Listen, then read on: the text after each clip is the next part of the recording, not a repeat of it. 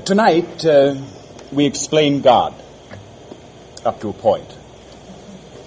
The material, some of it, may be rather complex, because we're going to have to use analogies that don't precisely analogize. We're going to have to use images that are approximate. We're going to have to use words that don't really mean what we want to say. And the reason for that is that we're going to be dealing with interdimensional matters. It is said, as we've repeated many times in the Bible, that in my house are many mansions, and there have been various interpretations of that. But what it is truly dealing with is the matter of multiple dimensions. The fact that reality is far from a simple matter. And if you will look now, this is the time in human history when the understanding of the nature of reality is taking an enormous expansion. It is beginning to be recognized that this reality that you see and that you hear is but a very small nibble out of a very large apple. We are dealing with the matter of God, the concept of God, the reality of God, the presence of gods, and the meaning of the term gods in training. We begin with the very simple fact that there is only one reality, one entity, one God, one unity at the final summation of all of this. But it is fractured, this unity, into 1,000 million parts. The reason is that we are dealing with eternity. We are dealing with immortality, omnipotence, omniscience, concepts that are rather staggering in their size. You, here on earth in your incarnation, are trapped in what seems to be a very small and easily definable cell. Well, you're not really trapped, and it's not really a small and indefinable cell. You have chosen to be born into this mystery school, and to be born, and to be born, and to be born, and to be born. And you have chosen to lose your sense of the true reality, to accept a sort of temporary amnesia during your sojourn here. You have chosen to leave the reality of light and of love and to enter into the shadow of fear. A created reality. Not real. A carefully detailed, magnificently executed illusion. You are doing this for a single purpose, so that in the process of this exploration, in the process of your trip into the desert, what you learn refines your spirit. What you learn recreates you each time. What you learn builds you into what you truly are and are becoming and will always be, and that is God. The infinitely divisible, utterly unique, completely one God. How can there be one thing and many? How can there be a separation from God if you are God? What is the final goal of this human journey? The final goal is a long ways away as you look at it subjectively, caught in the stream of time. On the other hand, the goal has already been reached and was always reached, and no search was ever necessary. Conundrums and enigmas in Chinese boxes, finally revealing themselves one by one until your image of reality is reality. Now, we say, and you've often heard, that you create your own reality, and you do, because the substance of your earth existence is subjective. And the reality that you create for yourself, be it positive or negative or shades in between, is yours and yours alone, created by you as a part of God, for your specific education, for that piece of understanding that is to be yours during this lifespan. Well, this could be said for any lifespan that you have had in the reality that you are currently inhabiting, that is to say, the land of the Christian myth, the land of a particular promise now at its time of fulfillment. So this reality, this life, is different. This is the life in which you come into wholeness as a human being. As a human being. The wholeness that you have always sought will be yours. And yet you will discover as you reach this wholeness, and as over the next subjective few thousand years you develop this wholeness,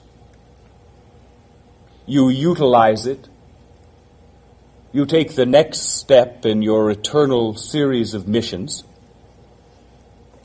and as you go on and on, studying and gradually understanding your own nature, you discover that whole as you are yet apart.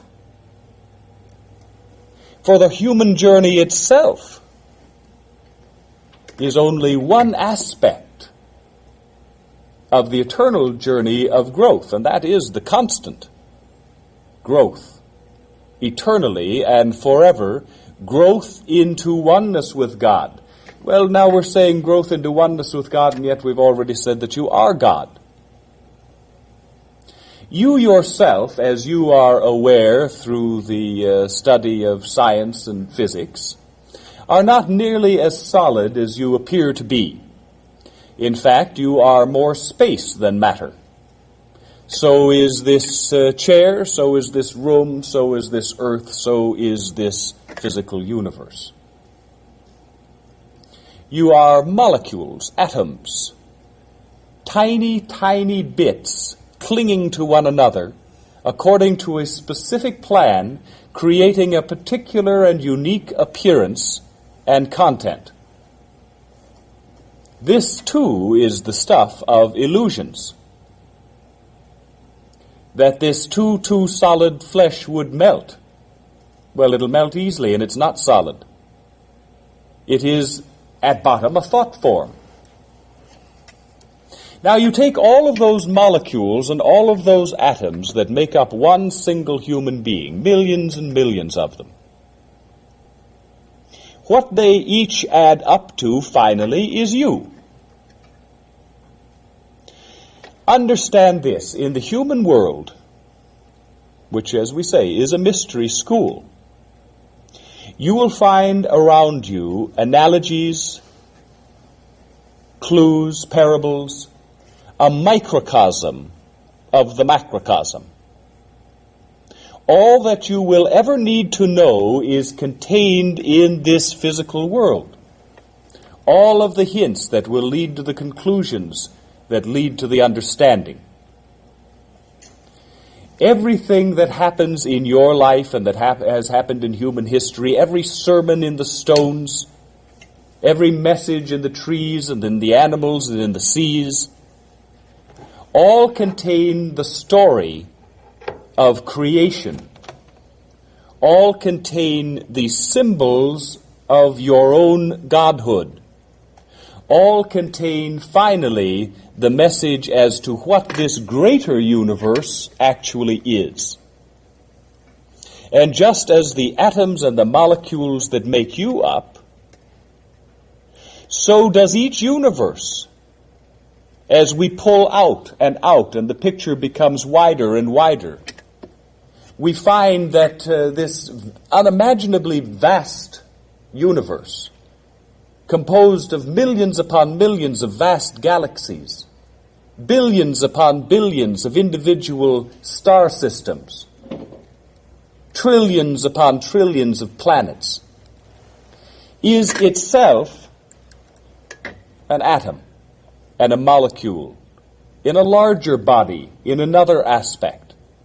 You find through the revelation of human physics that these molecules and these atoms and these building blocks of the physical universe also transmit themselves through time, through space, and through other dimensions.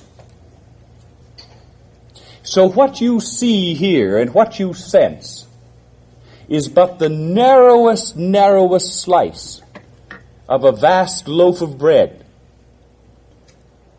We create these images, we transmit these images to you, not so that you will feel small and insignificant, but so that you will understand the vastness of the universe, broken down into an infinity of component parts, of which your physical universe is one. Well, this now is the theater in which your play takes place. Earth is not the first home of humankind, nor is it the last. This solar system is not the only home of the human form. This physical universe is vastly populated. And it is populated by bits and pieces of God as you are in different states of their eternal development. In this physical universe, you have races who have chosen, all is choice, who have chosen a road of conquest, a road of vengeance, of killing, a road of personal power. You have races of beings that have chosen inner contemplation, the infinitely long study of what goes on inside. And you have every shade and every variant of experience in between. Each of these races, some of them far more ancient than you, having its own mission, not cut off from God, being a part of the same God that you are, but with a little different bit of purpose. Well, so is it with you, and your purpose is unique, as is the purpose of every race in the universe. You are a world of priests. You have a special message to bring to races you have yet to touch upon, that you have no knowledge of. You stand now on the threshold of a new age. All that is past is prologue to what is beginning now. You are the generation that completes and begins. Those of you on the spiritual path to oneness and to wholeness are ending that duality that has always been a part of humankind on earth. That separation into ego and higher self, so that your consciousness is divorced, is separated from the understanding and the wholeness of God. That is ending for you in this incarnation. In this incarnation, you come into your wholeness as human beings. And you spend the next few thousand years learning about yourself. The abilities that are coming to life in you now will demand your constant attention and expansion. Just as for the last 2,000 plus years, you have been exploring your mind. What to do with this wondrous instrument? What are its powers and what are its limitations? You have seen, as you look back at the history of your race, that truly amazing developments have taken place as a result of your having reached the point a couple of thousand years ago in your evolutionary development where you gained the freedom to explore your mind to its limits. You have created wonders and you have created horrors.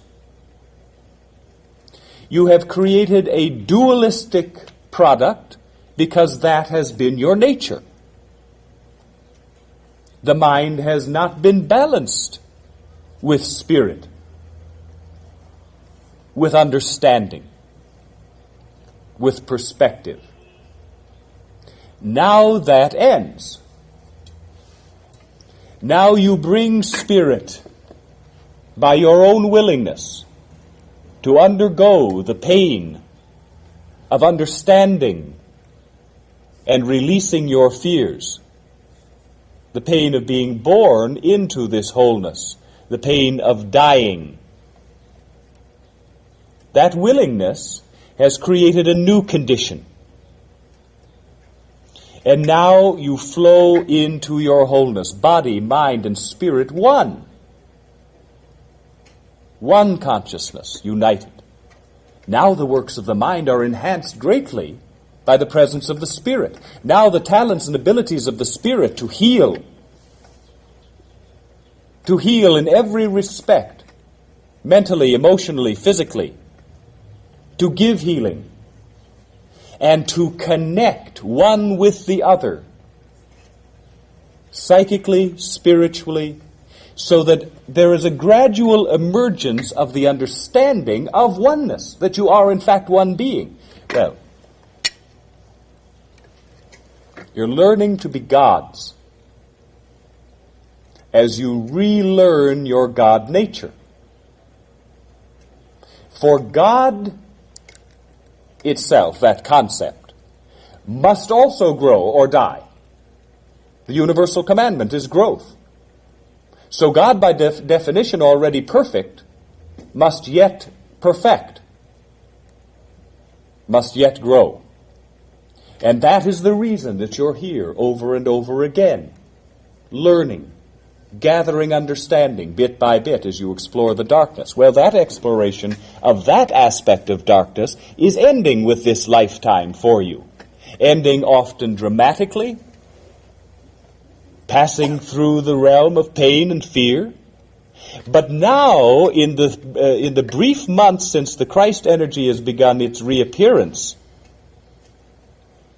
and has become a gradually increasing part of you, the task of wholeness is in its essence, in its essentials, complete. Now comes the time of exploration, of practicing with your new talents, of exercising your new muscles, becoming gods. Humankind, and we'll confine ourselves for the time being to the history of your own race, humankind has always had the concept of God. The gods, the spirits inherent in common household objects, inherent in weather and climatological experiences, the God that causes thunder and lightning, the God that causes rain, the God that causes the grass and the crops to grow. First understanding was of a multitudinous array of little gods. And also the God and gods and goddesses that spoke within. Because prior to that 2,000 plus years ago, there was direct control from the wider reality. You were being led by the hand. And at critical times, the gods would make their wishes known directly. You do this, you do that. If you don't, I'm going to be angry. That wasn't fancy, you know, what you read in the old books. It wasn't that their imaginations were particularly unique. It was absolute reportage. The gods spoke. The gods walked among human beings. The gods directed human affairs. The gods stirred the pot.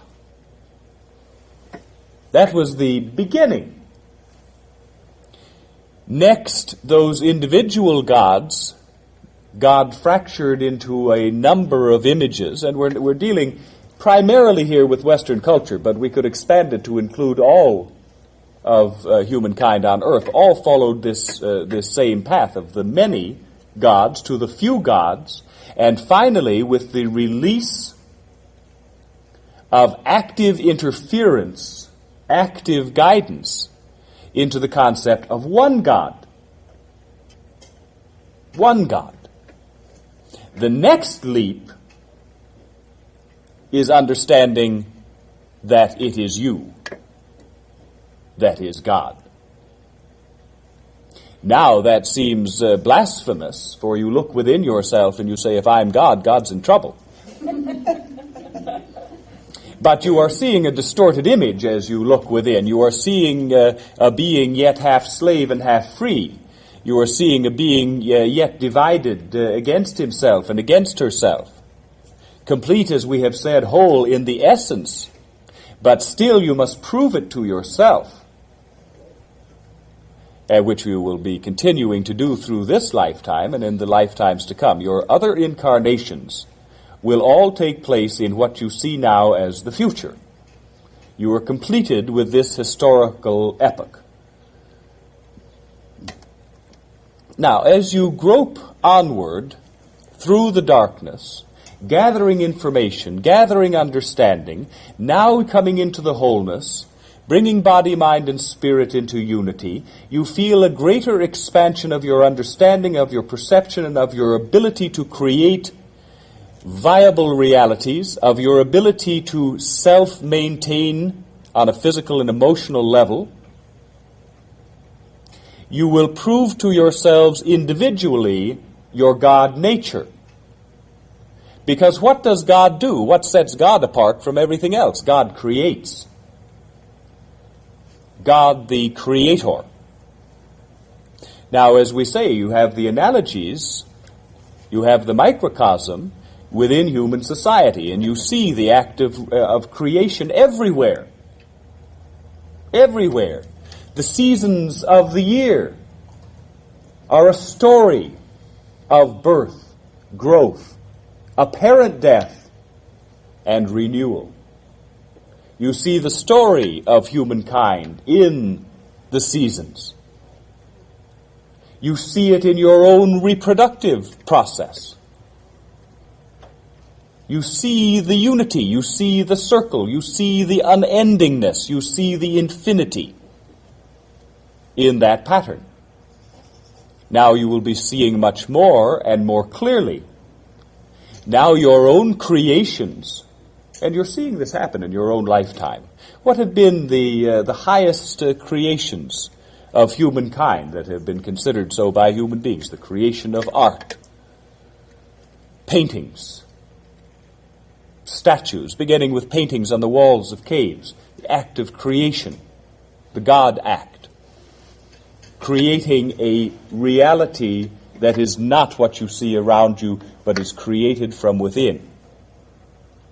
An increasing sophistication in your ability to create images of realities, to practice your God nature.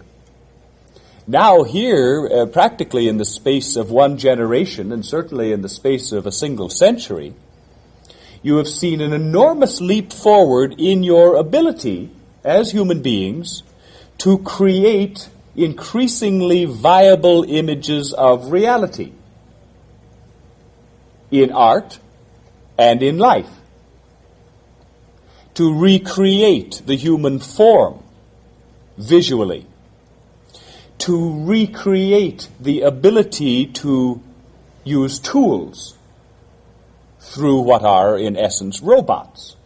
Imitation human beings. You are in the act in your breakthroughs in electronics and in the other sciences of recreating yourself, creating intelligence. Well, it's not intelligence on the order of your intelligence, let alone God's, but it's good practice. You are growing into your God nature. Just now, however, you are in a world still captured by the duality.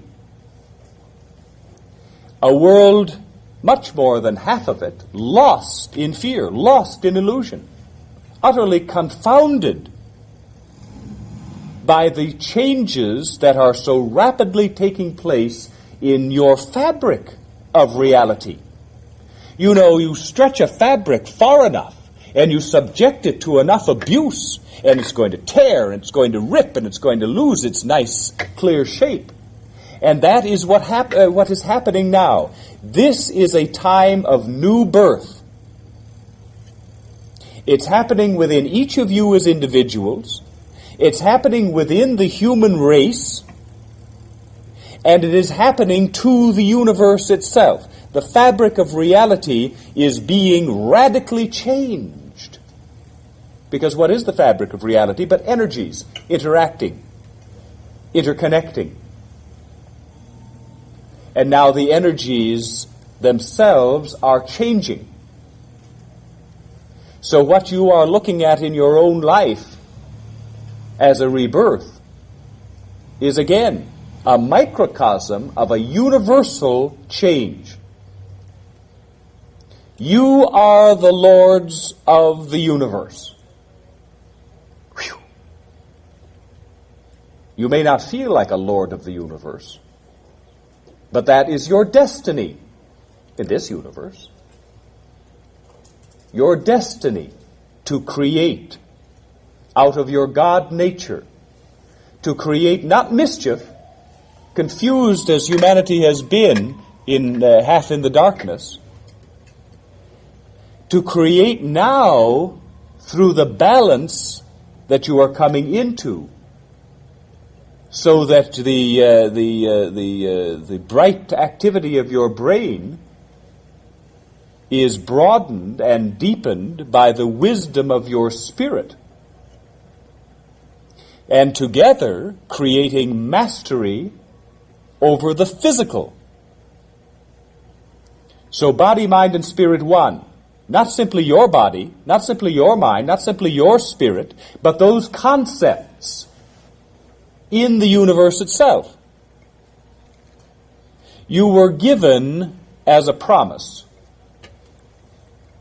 mastery over the physical reality. It's in the Bible, and it's true.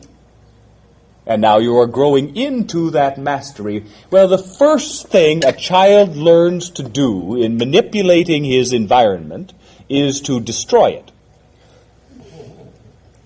And, of course, you have been going through a long period of learning how to destroy your environment. And you tinker with this and you tinker with that, and you haven't had the breadth or the wisdom or the far-sightedness to see what the tinkering is going to get. And so you tinker, and it all falls down and breaks. And you look at it puzzled, and you try to reconstruct it, but reconstruction is a lot harder than breaking. Now you're coming into the time when you can construct with wisdom, with heart, with spirit.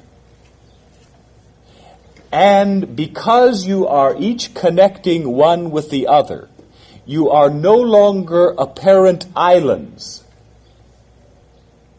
but a continent of humanity. You now get flashes of understanding as you are growing in the spirit, and you will know what someone is thinking. Perhaps know first what they're thinking about you. And then you will perhaps answer the phone just before it rings. And there will be little flashes here and there of a broadened understanding, and you'll see little glimpses of universal order, and you'll think, well, where did it go? It only lasts for a second. But you're beginning. You're beginning to complete yourself. And so you are uniting with others because yourself is larger now. And you look into each other's eyes and you see reflections of yourself. And you connect with each other on a psychic spiritual basis. And you begin to use your God nature to create, not as humans, not as Homo sapiens created, not as thinking man created, everything full of an inherent tragic flaw,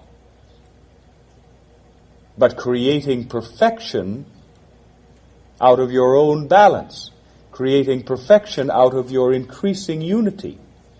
Now, this connects with the Atlantean experience. On Atlantis, and we say on Atlantis, not in Atlantis, for Atlantis is what you now know as Venus. There was an air, Earth Atlantis, H-E-I-R, but that came much later. That was a result and not a cause. Atlantis destroyed itself in the act of leaping for wholeness. The Atlanteans were human beings too. There the God nature had expressed itself in a different way, more organically, with more dramatic effect. But the result had come to be such a worship of the intellect, far beyond what you have experienced and are experiencing here on earth, but such a worship of an intellect that could create such marvels of defying gravity, of blinking out the molecules and reassembling them somewhere else, of what seemed to be perfect control over the physical environment, that when it came time for spirit to be joined, and you know yourself in your own lives how tough it is to elbow the ego over and make room for the spirit, they couldn't do it. They couldn't do it. And they destroyed what they had built out of their overweening pride and seeded this planet. And out of their overwhelming guilt created that concept of universal guilt, original sin, the apple of knowledge eaten and poorly digested. That which seems to have happened in the remote and distant past is, when you see it outside of the stream of time, a simultaneous event on the spiritual level with what is going on here and now. These are your other selves. And now you are reconnecting with these other selves as you launch yourself, now fully balanced, into your own future. What does that mean? It means that you are going to be using the tools of the Atlantean reality in recreating this reality. There, the psychic sense, divorced from spiritual comprehension, was greatly advanced. There, humans worked in teams.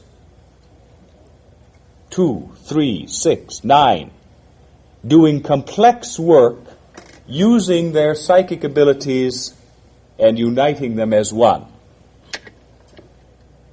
creating the acts in appearance of God, but not in fact. Now you take over. Now you are at that stage. Your technology is different in kind and not nearly as far advanced because you're more in balance. Now you've got more than a shot at completing this process of wholeness where the Atlanteans failed. Now there is a connection, intradimensional connection between you and your Atlantean selves. The combination creating a whole greater than the sum of its parts, creating your own godship. What began fragmented, a bit of God here, a bit of God there, that changed finally to the few gods, that changed finally to the one God, now is changing to the understanding that you are God. Not you as an individual, but all of you. This is vital for the mission that awaits you. You are now gods in training. This lifetime for each and every one of you is a vital part of that training. What you have gone through in releasing your fears, in allowing those fears to manifest themselves into your life, using the faith that is the keystone of your God nature, to allow what you have dreaded most to come into your life, to recognize it as illusion, to see that you have innate within yourself the power to overcome that illusion, to dismiss it, and to release it. That ability of yours has now created a new stage for you. And what you have learned about yourself, about your friends, about your family, about other human beings, about the nature of society, and you've learned much, much more than you've been able to process up till now. All of that is preparing you for the remainder of your life, where you will be beginning more and more to exercise your God nature as God the Creator. The Creator, all of you together, the Creator of a new reality, a new fabric of reality. Because it is new energy, the energy that is coming into you now as you join together, as you network together, as you expand together. You are laying the foundation stones not just of a new decade, not just of a new century, not just of a new era, but of a new reality, a new level of being. And so what you are going to be doing, and each of you is going to have different tasks during this dramatic time of death and rebirth for the earth and for humanity, what you will be doing as creator gods will not only determine the nature of the reality for centuries to come, but will go a long way toward developing your own realization of your God nature.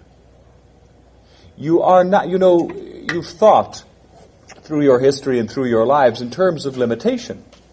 Well, I'll do my best, but I'm only human. I have feet of clay. I'll stumble and fall and dust myself off and start again. Concepts of courage and of faith,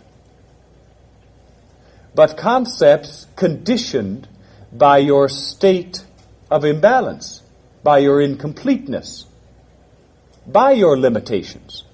And so it becomes very difficult for you to imagine a world to come, and not in the far distant future, but here now, in which those limitations do not pertain. You will not be stalled, stopped, or slowed. You will learn gradually, because that's the nature of organic expansion. You will learn bit by bit, incrementally, what you can do, who you truly are. You are God, and it takes some time to find out that you're God, to accept that, and to learn what God does and how He does it. The creation of the God that has been worshipped over the last 2,000 years or so has been anthropomorphic, of course.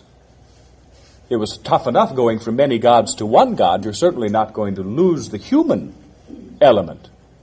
But you all know, at least in theory, well, it's not really a human type of God, but you nevertheless continue to think of it as he or him or her or it, as having some dimension, some reality apart, up there in heaven or out there in space somewhere, sitting on a throne or filling the ether in the universe. But it's none of those things. God is not a single guiding consciousness. Not in the appearance, in the diaspora, in the separation, in the apparent fragmentation of the God nature. Yes, God is one, but God is many. You're beginning to understand that as you begin to recognize each other and stop separating yourself from you and you and you and you and you. When you recognize that they are as much you as you are, well, that's coming bit by bit. You're learning bit by bit. Now, you're going to be doing amazing things in this life. And your growth is going to be rapid because it's going to be necessary, because the growth of the fear energy, the increasing polarization of the world, as those captured by fear fight a last-ditch battle to ensure the continued control of the ego and the separated dualistic nature of man, create havoc out of their fear. And you and you and you and all of the others who are joining day by day throughout the world, no organization, reaching timidly out one to another, discovering to their surprise and astonishment that someone else is also thinking about God.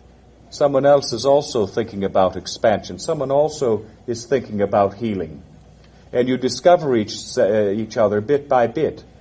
And the molecules gather together and begin to create a new being. There is no race. You've won the race. There is no question. The world is not going to end. Not in destruction. The world is being renewed. But a civilization is ending. A great beast is thrashing in its death throes. Tremendous reverberations are being felt in every aspect of human society and within the earth itself. And what are you going to do about it, little you? Little you isn't going to do anything about it because little you couldn't do anything about it. But little you is dead. You are not alone. You are not powerless. You are gods. In training, but gods. What we want to help instill in you is not faith, because you've proven your faith, but self-confidence. You've lived so long as little me, and the memories not just of this incarnation, but all of the memories of all of the incarnations, reinforcing the concept of little me. You've got to transcend that now, and it's not easy, and you're going to keep slipping. We want to instill this sense of self-confidence in you because you need to be exercising abilities that are new to you, abilities whose dimensions you can only guess at. You've seen parlor tricks by psychics. You've seen people who can take a spoon and by some sort of psychic action bend the spoon. Well, it's not a particularly useful talent, but it's impressive in its way. Or fixing watches, which is another, perhaps somewhat more useful talent. But these are minor things, and yet, how minor are they? What does bending a spoon imply? What it implies is that you have control over the molecules, over the building blocks of the physical reality.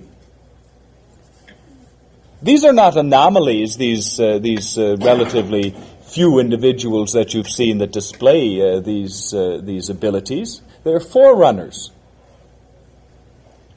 examples for you to follow, for you to recognize. There's no hierarchy here, you know. If one spirit can do that, so can you. So can you. You can free yourself to do that and much more. You can free yourself, your imagination, And imagination is really the beginning of it. Visualization, creating a reality. It all starts with the imagination. Encourage your imagination to fantasize big. Because there's so much more that you can do than you're going to want to let yourself know about. It's going to make you nervous. That's why you have to learn it bit by bit. In the first place, you do have control over the physical reality. It's your baby. You can do anything you want with it. Even lost limbs. Why can a lizard do that and not you? Well, you can. You can. You can reach out to one another and speak silently. Some do it, why not you? All of this effort has not been in vain, and all of this effort to become whole, to release your fears, wasn't just done so that you could breathe a sigh of relief and have it a little easier this life. It has been done to clear the stage so that you can prove to yourself, I can't believe that I did that. Look back at yourself a year ago, 2 years ago, 6 years ago, however long you have been involved in this conscious process of self-healing on the spiritual level. See the enormous changes. Because you see time to move relatively slowly, because you are impatient, because for so long you have had to deal with the 70 and 24-hour days and 7-day weeks and so forth, you think time's a wasting if you're not at your destination the day before yesterday. But in fact, you are moving at an enormously fast rate, and that rate accelerates. The better you get, the more whole you become in your awareness, the faster you move forward.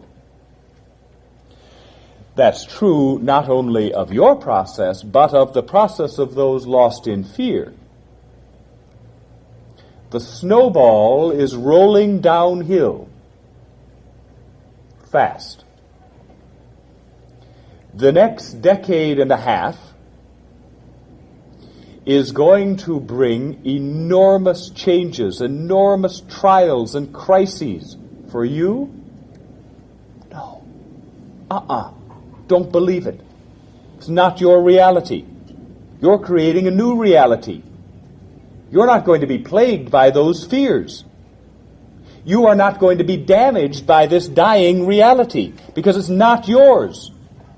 You are the pioneers of the new. You are the God creators. And what you are going through now and have been going through, in that process of confrontation, understanding, and release, has ended that struggle for you. You can go on kicking and wiggling and feeling ghostly traps and the shadow of old fears, and you will for a while. But more and more clearly, it will come to you that these aren't real anymore. They don't have the old dreadful magic. The embrace of the fear is ephemeral, and you're letting it go. It's not going to be a vacation.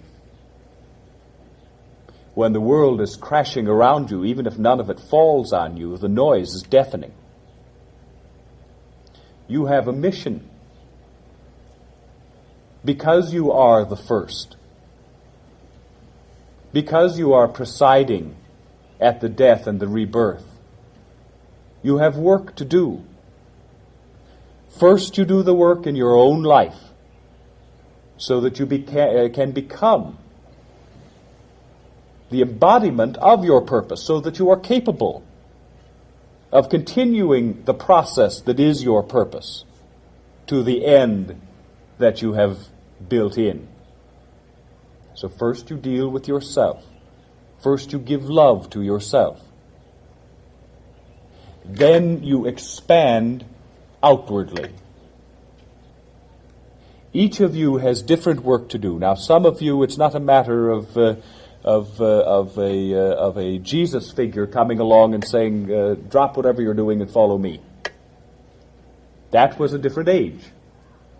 You are not lost in individuality now. You are coming into an awareness of your wider reality, your connection with each other. You don't need leaders. Don't need leaders. You don't need followers. But you do need each other. Connect with each other. You don't have to figure out in your head, what am I going to do? How am I going to contribute to this? How do I know who to connect with? How do I know what to do? Well, you don't. You don't know any of that stuff. So what a relief. You don't have to think about it. But you don't exist just in this dimension, just in this reality. You have a consciousness that is multi-dimensional. And to simplify it, we call it the higher self, as though it was one thing, somewhere inside of you or somewhere above you or somewhere off to the left or right. It's not one thing. It is the fact that you yourself are multi-dimensional beings. What you do here in this reality, as it changes and as you change it, this is your conscious task. But the giving of instructions, the big plan, the overall image, is from another part of yourself. Not from some anonymous God who says, do this. You hear me? Do this. But yourself. Your enormously expanded, magnified self. And not just a bigger island. A part of a whole. And so you can't tell where yourself ends and yourself begins. And yourself begins. Because you become increasingly aware that you are all of one piece. So you have so much more to call on. The ego aspect of yourself, though it is expanding greatly as it comes into harmony with the spirit, is still, by and large, isolated on this physical plane. But you're not. Just that aspect. So in your faith, in meditation, and incidentally, meditation will probably, within your lifetime, become a thing of the past, because you won't need to meditate. These other aspects of your being will be conscious aspects. And that which you know of as a meditative frame of mind is going to be yours on a permanent basis, an expansion, so that ego self and higher self are in constant communication and you are unified. That's the wholeness. There's no need to continue with this trying to communicate across this vast gulf between the mind and the heart, between the ego and the spirit, because they're becoming one, not just ego here, spirit here, body here. One thing. We call it triune because it's three parts, but it's 3 in 1. Remember that? 3 in 1. Again, the analogy has been there in the Trinity, as nobody could make heads or tails of. You don't need to figure it out. Open yourself to inner guidance. And we have emphasized that it is your own guidance, because you need to know that you're not being held and led around by the hand by anyone else, by any other being. You are God. And you are coming gradually, piecemeal, into an awareness of that. So what do you need to do as this critical time continues to come upon us? Be open. Find each other. Connect with each other.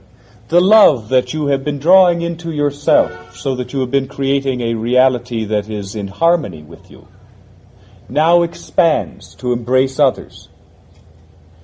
You will operate as a continuous consciousness, a many-celled consciousness, of which you are each a part and each the whole. You'll still look in the mirror and see one guy or one person, but in fact, beyond that physical appearance, you will be intimately linked with one another. And so you will create for each other opportunity. You will become the separate pieces of a jigsaw puzzle that come together and make a coherent picture. You will learn how to heal, the techniques. You have the ability. Learn how to manipulate it. You will learn how to give healing. You have the ability. Learn how to send it. It is like any other talent, any other ability. You need instruction and you need practice. The instruction is increasingly available. Open yourself to it, and what is right for you will come. It's not meant for all of you to specialize in healing. It's not meant for all of you to specialize in channeling. It's not meant for all of you to do any one thing. Just as in the human body, you specialize. And some of your cells are coded to do this, and some of them are coded to get together and do that. Well, you're the same thing. More complete, bigger, but the same thing. Therefore, the course of study that you take may not be at all the course of study that you take. There's no need to duplicate. All you have to do is be willing. All you have to do is have the courage to act on your intuition. That's the voice of your higher self. Trust yourself and act on it instead of always second-guessing yourself. You can't go wrong.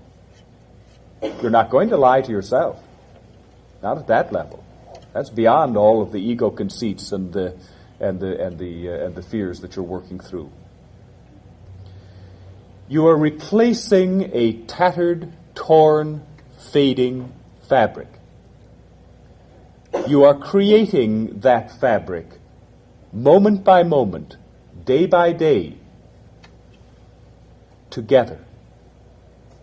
You need to know each other. You must understand that you have nothing to worry about, nothing to worry about in this tumultuous time that is at hand. You have not gone through what you have gone through to go down with the ship. You are creating a different reality, and you are ministering both to those who shall be your comrades and your other selves in the creation of this new reality, and to those souls who in this glimpse of reality are going down with the ship and are full of anger and full of fear and panic. They are going to need help, nurture, service, love. You are not privileged above others, for there is no hierarchy of the spirit. Those who appear to be going down with a ship in this glimpse of reality have another of these many, many mansions in which they graduate. There is a process going on here that is all-inclusive, and you don't have to understand it all, or there would be no need for faith. You are all coming into your godhood. You are all practicing your God nature, some of you by still exploring the darkness, some of you by having reached the light and recognizing that shadow has no substance. You are one being awakening to itself. Use this time, and use it not being bent over with the weight of responsibility, the world upon your shoulders, but with joy, with laughter. It is a time of awakening into joy. It is a time when finally you recognize that life isn't as difficult as you always thought it was. You thought it was difficult because you put everything on your poor old ego and your limited mind. And so you learned only failure. You learned only inadequacy. You learned try and try and try and try and try again, and yet fail. Now you bring the spirit up into wholeness, and now the mind doesn't have to do all those things it's no good at doing. Now you are complete. Now the works of the Spirit are yours. Now you will discover that life is a cinch, because you no longer have to strain for faith and wrestle with doubt. You no longer have to be tormented by guilt and fear of failure. Now your faith is not a thing apart. It is a fundamental part of you. And if it doesn't feel like it right now, and for most, it doesn't feel like it right now, it is only because you are so recently moving out of the shadow. What you are doing is accepting a gift that was offered to you 2,000 years ago. Grace. Take the responsibility off of your poor, tired shoulders. There is no need for it. It isn't real. You are sufficient. You are God. And life is a cinch. Serious? Of course it's serious. It's worth doing. It's there to be done. You're here in this stage of your many lives because you're ready for it, however unready you may feel. And now you are moving ahead. Now you are joining forces. Now you are seeing the reality. Now you are creating according to your God nature. And it's going to be fun. Yes. And you're going to say, well, how is this going to be fun? There's going to be people starving. There's going to be wars going on. There's going to be great conflagration, suffering worldwide. Well, yes, if you want to look at it that way. But you don't have to look at it that way. Because your awareness and consciousness is expanding. Does that mean you stop empathizing with pain? No, of course not. You are God. And your empathy is the greatest. But you are God, and you see beyond the moment. You see the grandeur. You see the beauty. You see the inevitability, and it's a glorious inevitability, of a flower slowly opening. And you give from your overflowing cup of love. And you give of your newfound abilities to heal and to give solace and to give understanding and to share your wisdom.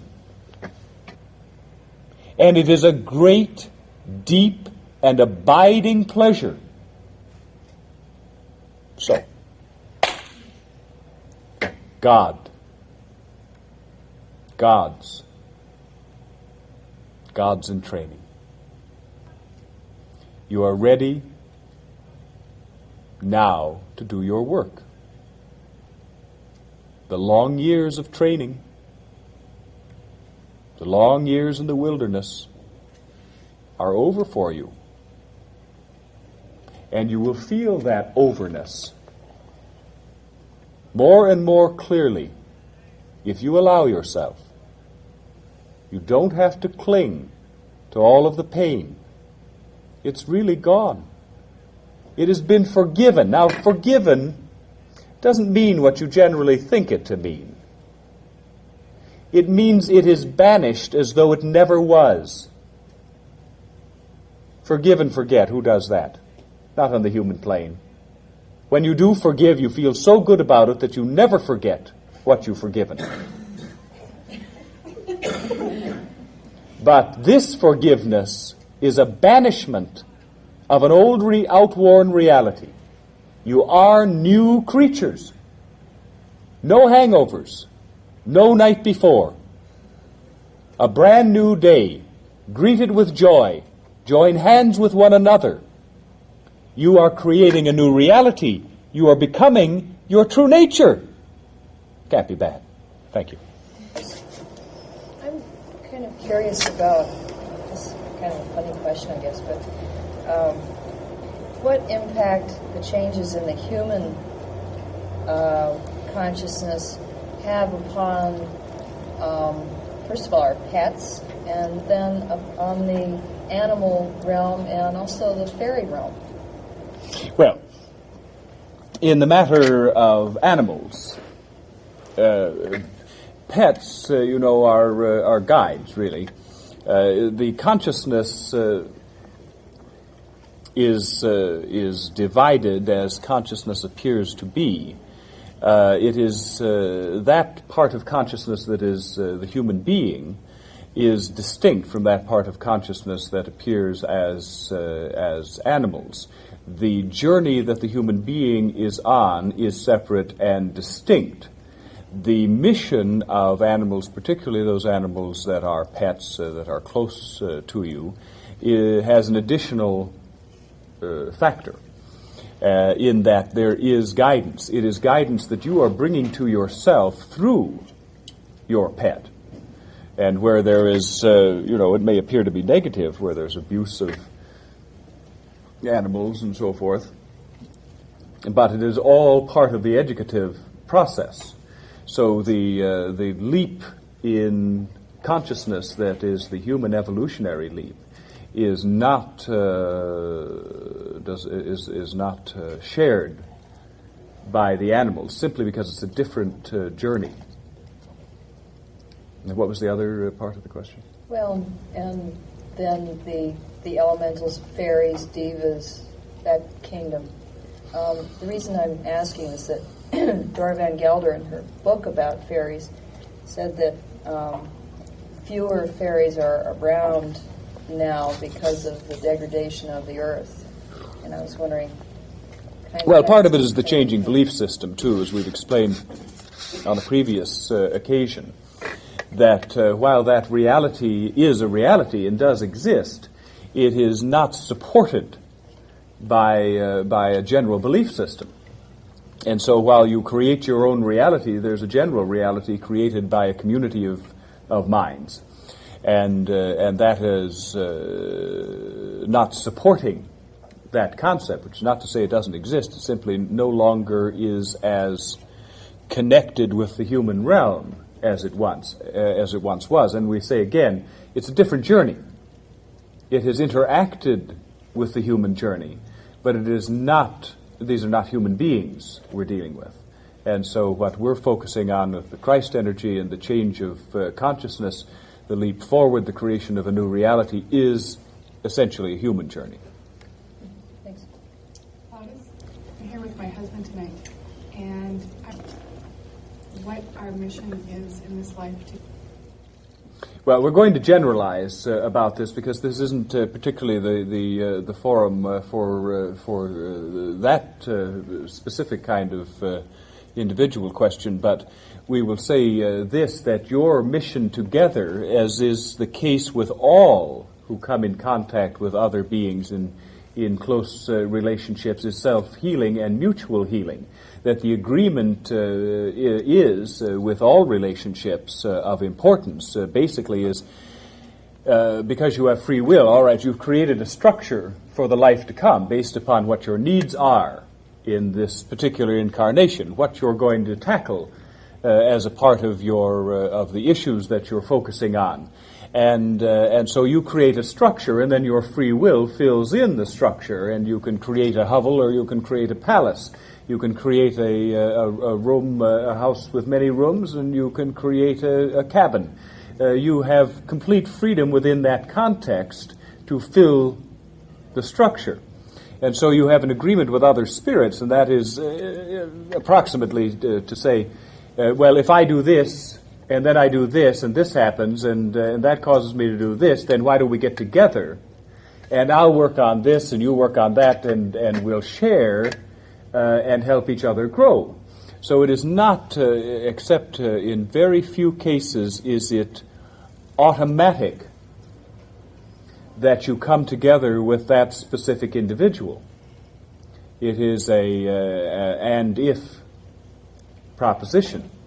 When you do, that triggers a portion of your purpose that is interrelated with that other spirit. Now, generally, in a relationship, in some cases, there is a common work for the two involved to do, where they will, in fact, work together. But generally, the work is with each other. The work is one of healing. The work is one of bringing balance. And where relationships apparently fail, often it's because that aspect of work is done, not because it has failed, but because it's time to move on. Seldom is a relationship completed within the space of one incarnation. You will work with the same spirit in many relationships over many incarnations to bring matters into balance. And then, all right, well, now we've completed this. And so if we get together again, it'll be as mutual guides and helpers in some other way, but not the intensity of the romantic relationship. So what your work is together is with each other. And to go into detail with that is not appropriate now, but on the Wednesday night groups we do go more into depth on that sort of thing. Plautus, some of us have been feeling rather skeptical at this time. Is this part of the growth process? Well, of course it is. Faith doesn't exist without doubt. It's doubt that builds faith.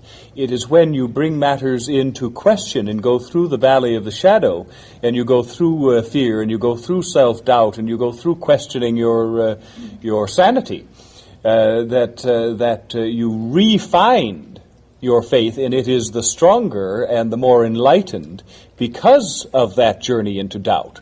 So you really can't have one without the other. And this journey, you must be fair to yourself in understanding that much of what you learn about yourself, about the nature of God and the universe and your mission, about the reality that lies behind and beneath the apparent reality, goes completely contrary to your education, to how you have been raised, to the general societal agreement on what's real and what isn't. And so you are coming into constant conflict with a general societal attitude, a cultural attitude, that calls into question that which you are opening up to. And because what you are opening up to brings with it tests and apparent difficulties and experience of pain, there's an avoidance reaction too that is often on a subconscious level where you are in effect saying to yourself, enough of this, I can't take it anymore, it's not real anyway.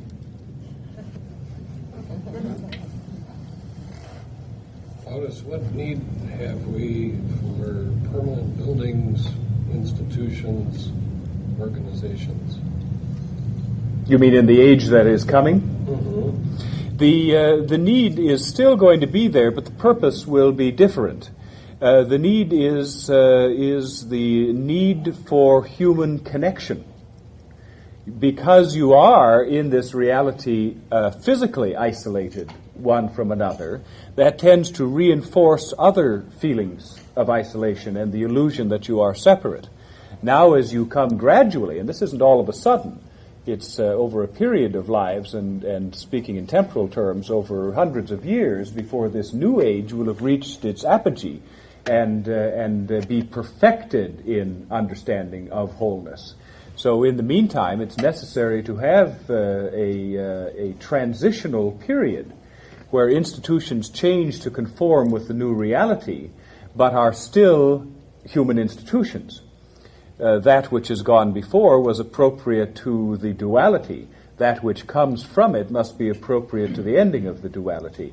But we feel there will still be those institutions. The time which will come in the future, where you will be able to communicate with each other telepathically, where there will be no need for artificial means of communication, that time will take care of itself. This is a transitional time. There is no hard and fast line where you cross and suddenly you're in the future. It is day by day as life has always been. Now you're in an accelerated period, a period of accelerated change. But this will not always be so.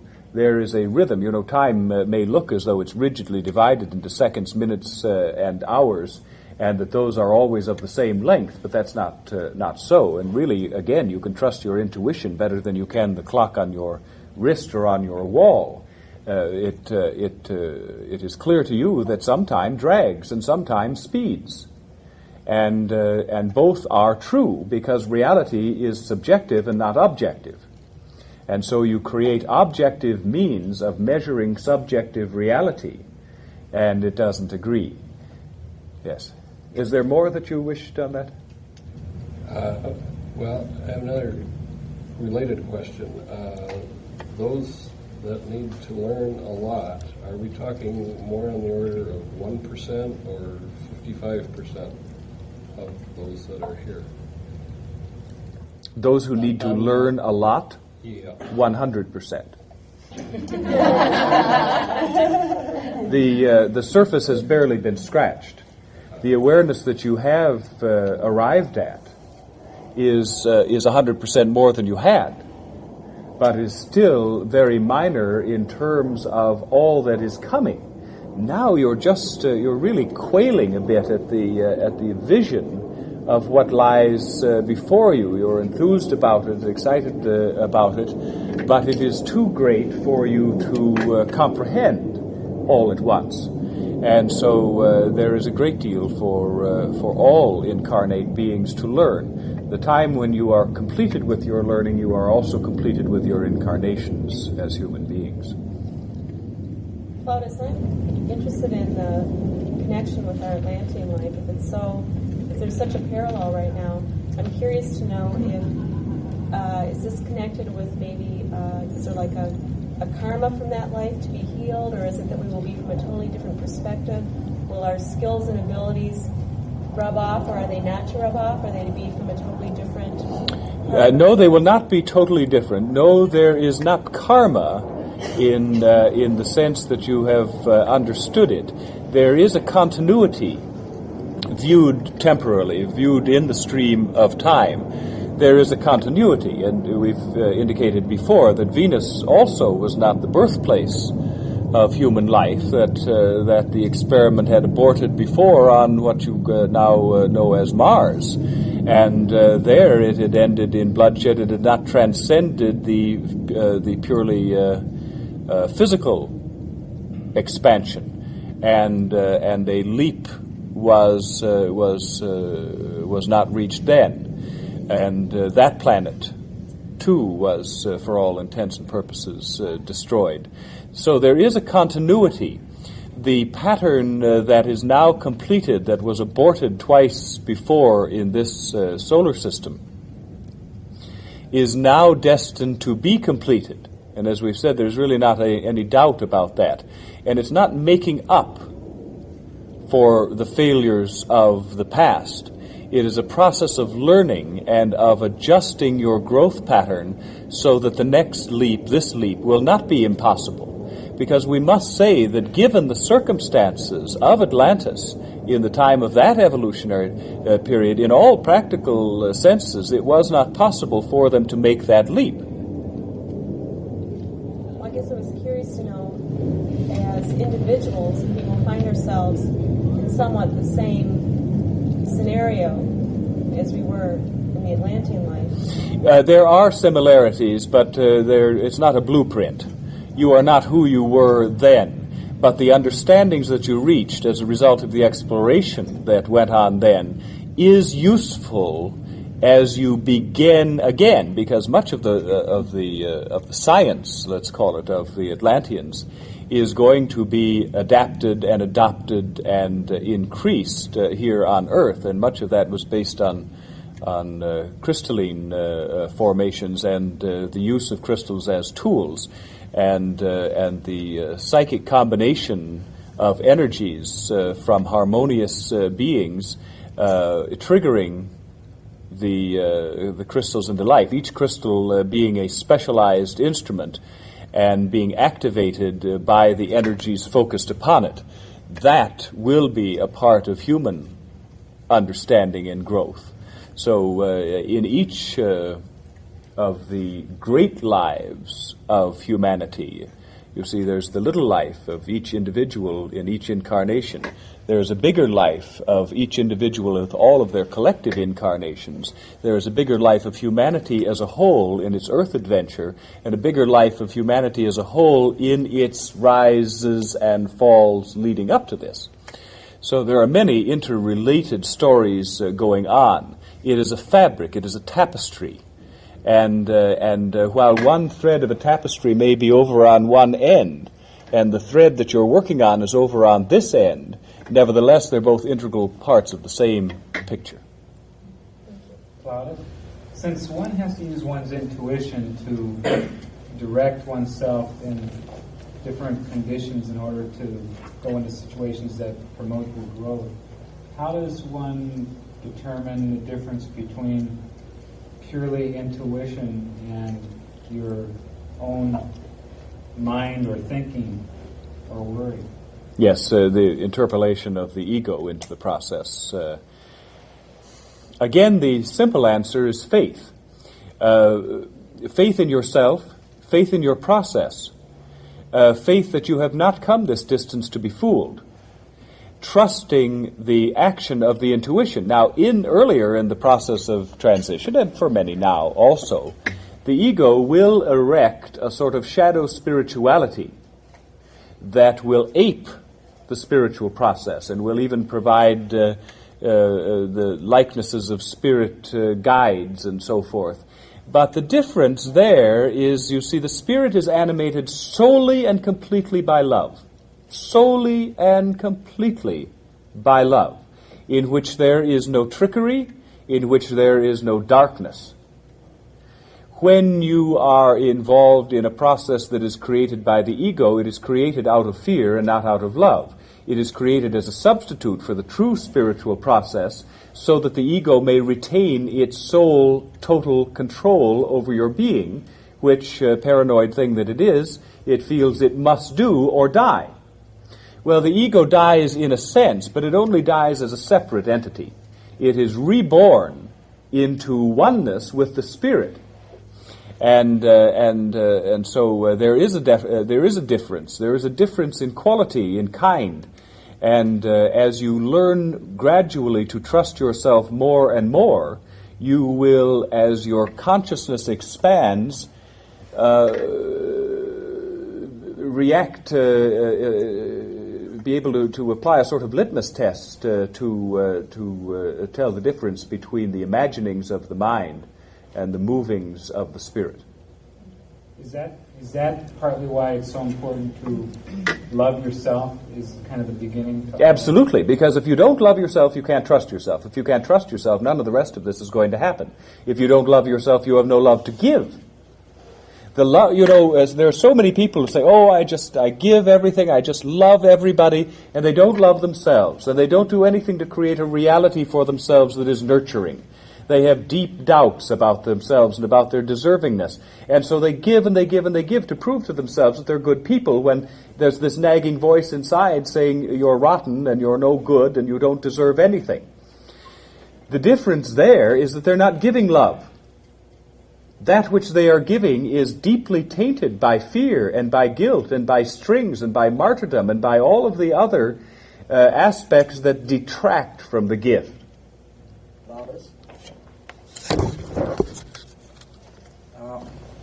When you speak of this new age, this is a local phenomenon, namely restricted to our solar system, to our race, and it's not a cosmic, universal phenomenon. What's happening? Yes and no. What is happening? Let's limit it to the solar system or even to Earth. What is happening here is a genuine evolutionary leap in the context of the human journey. We said earlier that this is a universal change, and that was not a misstatement. the change that is taking place here is for humans and is within a human context. And it is planned and executed with that in mind, with the human need, with the human journey in mind. However, the reverberations of this, the effect is a universal change. That means that throughout the many, many races that populate the universe, it is also a time of renewal. All things have a rhythm, a breathing in and out, a pattern, cycles. All things, from the smallest to the greatest. All things on earth, all things in the universe. It is God's breathing. It is patterned change. There is an agreement in the body of the universe itself. Therefore, what humanity is going through, the earth is also going through a kind of death, rebirth, transformation. And you're seeing it's not an accident, it's not a coincidence that the process that you are going through as a human being is also the process the earth is going through. For the earth is the mother. The earth is the parent of that physical aspect of yourself. And so is it throughout the universe that all matter, all of the earths, all of the stars, also are breathing in and out, also have a pattern. Every race of beings in the universe also is on an evolutionary pathway. And so what is changing here and now for you is changing in a different way for different races throughout the universe, and changing in the fabric of the universe itself. In the fabric of reality, there is a change. In other words, you brought up this analogy of a child. The first thing he learns about his surroundings is how to destroy it. Yes. We are more or less then evolving from an age of puberty into adulthood, you would say. Yes, you can extend the analogy too far, but yes, we are on the verge of becoming, as a race, young adults. And will we communicate with other adults then? Oh, yes. Yes, you are being welcomed into a community of races. While your purpose is your purpose and no one else's, there is a community of adults, as you would say. There is help being offered daily, today, now, by extraterrestrials, by those not of this earth, some in physical form, some by mental, spiritual projection from far distant places. There are aspects of being among you that are not of the earth, that are here to midwife the process. And we've gone into this at some length at another reading. And this is always, for many people, the sticking point. You know, when you start talking about extraterrestrials and UFOs and other conscious people, they, well, that's just fantasy and that's just science fiction, because it's too far out of their fabric of reality to make that leap. Well, I can make this leap, but I hold up my hand at little green men, and well, they're not little green men, although there are little green men, but not. But this, it's all in the final analysis. It's all one consciousness in many guises. And there are many who are welcoming you into your wholeness and helping the process along, not interfering too much, because it is your choice. That is inviolable, where the freedom of choice is absolutely inviolable throughout the universe. That is the law. But a little help is also allowed. There seem to be many teachers like yourself right now that are helping the rest of us. Are you people that have, or spirits or souls or whatever, that have gone through this process earlier? No. We are to Paul as your own higher self is to you. That is integral. Just as in the final analysis you're all connected and we are all connected, so is the higher self connected interdimensionally with this aspect of being that you know of as yourself. And so that which we have called Plautus, based upon an incarnation of Paul's, we have drawn that name because of its particular significance to Paul in this life. But we are integral to Paul, and Paul has not gone through this process before. And you are all teachers, and you are all pupils, and you all learn from one another. And each gives the gift that he is capable of giving. And each receives what they are capable of receiving and gives again. It is a cooperative process without a hierarchy. Plautus is not your leader, and neither is Paul. We are here to perform a